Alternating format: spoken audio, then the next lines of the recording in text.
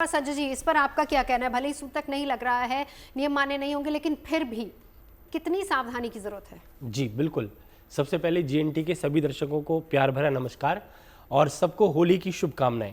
आज का दिन एक ऐसा दिन है जब हम चर्चा कर रहे हैं कि होली के ऊपर जो है ग्रहण का प्रभाव शास्त्रों में कहा गया है कि जब भी कोई ग्रहण लगता है, होली का अर्थ होता है कि जो कार्य सिद्ध हो जाए, और प्रहलाद का अर्थ होता है खुशी और आनंद को देने वाला। तो होली का आपको पता है कि हिरण्यकश्यप की जो है बहन थी, और उन्हीं के नाम से होली का त्यौहार मनाया जाता है। और चंद्रमा जो है, आज के दिन जब पूर्ण चंद्रमा होता है उस दिन जो है ये ग्रहण लगता है, और इस ग्रहण का जो है हर मानव, जीव जंतु, पशु पक्षी सब पर ग्रहण का असर होता है। क्योंकि जो भी इंसान है या जानवर है, जीव है, जंतु है, पशु है, पक्षी है, जिनके अंदर 5 तत्वों से, जिसमें जीव आत्मा उत्पन्न हो जाता है, क्योंकि शरीर की उत्पत्ति जो है 5 तत्वों से होती है। नेचर भी 5 एलिमेंट्स से बना है।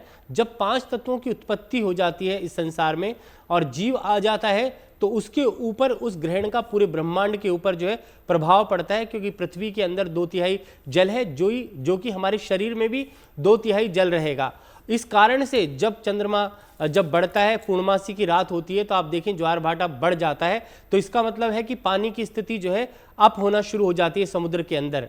और जब अमावस्या की रात होती है तो पानी घट जाता है। उसी प्रकार से जब हमारा बॉडी का जो टेम्परेचर होता है, मन की स्थिति होती है, आत्मा की स्थिति होती है, अमावस्या के दिन आपका मन काफी अशांत रहता है और पूर्णमासी के दिन आप प्रफुल्लित हो जाते हैं। और जब इस प्रकार का ग्रहण पड़ता है तो आपके मन की स्थिति को जो है वो काफी ज्यादा विपरीत कर देता है। और जिन शहरों के ऊपर जब ग्रहण पड़ रहा है, या मैं कहूंगा कि जिन देशों में भी पड़ रहा है, भारत में ये ग्रहण नहीं देखा जा सकेगा, क्योंकि दिन के वक्त जो है ग्रहण नहीं होता।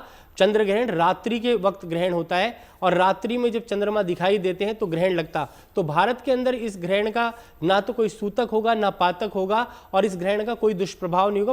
पूरे ब्रह्मांड में जब भी ग्रहण लगता है तो हर मानव, जीव जंतु, पशु पक्षी पर उसका प्रभाव अवश्य होता है। और आपको जो है थोड़ा सावधानी बरतने की आवश्यकता होती है। अपने मन की स्थिति को कंट्रोल करें, थोड़ा मेडिटेशन करें, ध्यान करें, योग करें, साधना करें, और भगवान शंकर का ध्यान करें, क्योंकि भगवान शिव के मस्तक पे जो है चंद्रमा विराजमान है। और एक छोटा सा मंत्र जो है जरूर बोलें, ओम नमः शिवाय और ओम श्राम श्रीम श्रोम से चंद्रमसे नमः, इस मंत्र का जाप करें, जिससे आपको शारीरिक, मानसिक, भौतिक सभी प्रकार की शांति प्राप्त हो।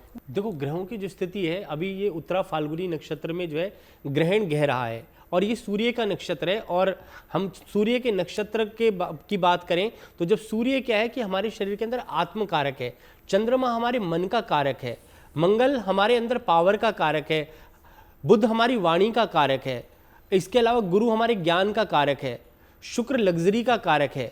तो ऐसे ही सारे ग्रह जो है हमारे जीवन में परिस्थितियां पैदा करते हैं। और जब ग्रह स्थिति, कहते हैं कि जब ग्रहण जब गहता है, कब कोई भी ग्रहण आए, चाहे सूर्य ग्रहण हो, चाहे चंद्र ग्रहण हो, चाहे खग्रास ग्रहण हो, कोई सा भी ग्रहण जब आता है तो व्यक्ति विशेष के ऊपर, मानव जीव के ऊपर, वो ग्रह जिस जहाँ पे बैठे होते हैं उसी के हिसाब से अपना फल देना शुरू कर देता है।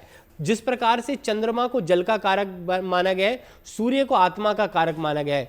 जब कभी भी जब आत्मा के अंदर, मन के अंदर जब ग्रहण गहता है, तो उस वक्त जो है आपको अपने मन को कंट्रोल करने की आवश्यकता है। और चंद्रमा को जल का कारक माना गया है, भगवान शिव के मस्तिष्क पे विराजमान है। तो आपको जो है जल से स्नान जरूर करना चाहिए। गंगा जल घर पे भी छिड़क सकते हैं, बाल्टी में डाल करके भी नहा सकते हैं। और ग्रहण के वक्त जो है आपको मेडिटेशन करना चाहिए, कोई भी मंत्र सिद्ध करना चाहिए, क्योंकि ग्रहण के अंदर जो सबसे बड़ी पावर प्राप्त होती है व्यक्ति को, कोई भी ग्रहण मंत्र अगर ग्रहण के अंदर सिद्ध किया जाए तो वो मंत्र जो है सिद्ध हो जाता है, और वो दूसरों को के कल्याण के लिए जो है फायदा करने के लिए आप उसको सिद्ध कर सकते हैं। और शास्त्रों में भी कहा जाता है कि सकल पदार्थ है जगमाही, भाग्यहीन नर पावत नहीं। क्यों भाग्यहीन व्यक्ति नहीं पा सकता, और इतना बड़ा मौका अगर आपको मिल रहा है भगवान की तरफ से, और ग्रहण गह रहा है, सूर्य और चंद्रमा दोनों का मौका मिल रहा है, तो इसमें आप मेडिटेशन करें, ध्यान लगाएं और भगवान का, परमात्मा का ध्यान करें। और जैसा राज मिश्रा जी ने भी कहा कि मेडिटेशन, ध्यान, योग, साधना, तप, ये हमारे शास्त्रों के अंदर है। जी, सबसे बड़ी चीज है कि जब ग्रहण का वक्त हो उस वक्त सोना नहीं चाहिए बिल्कुल भी।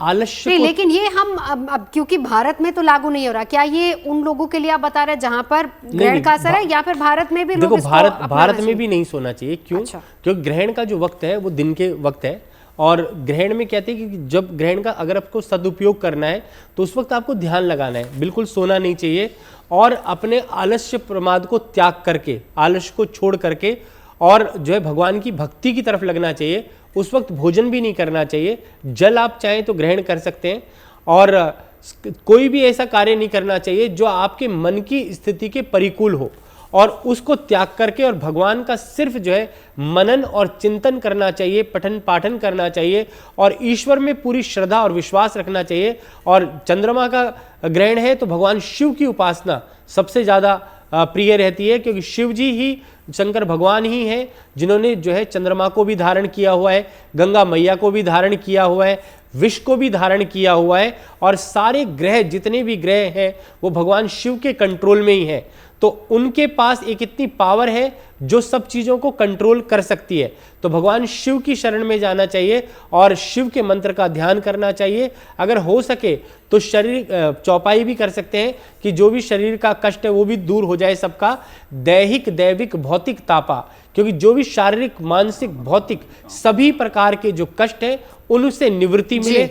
दूसरा, ईश्वर में कहते हैं कि जब आप ध्यान करते हैं, मून मेडिटेशन करते हैं, कोई भी मेडिटेशन जब करते हैं तो आपका ध्यान केंद्रित हो जाता है।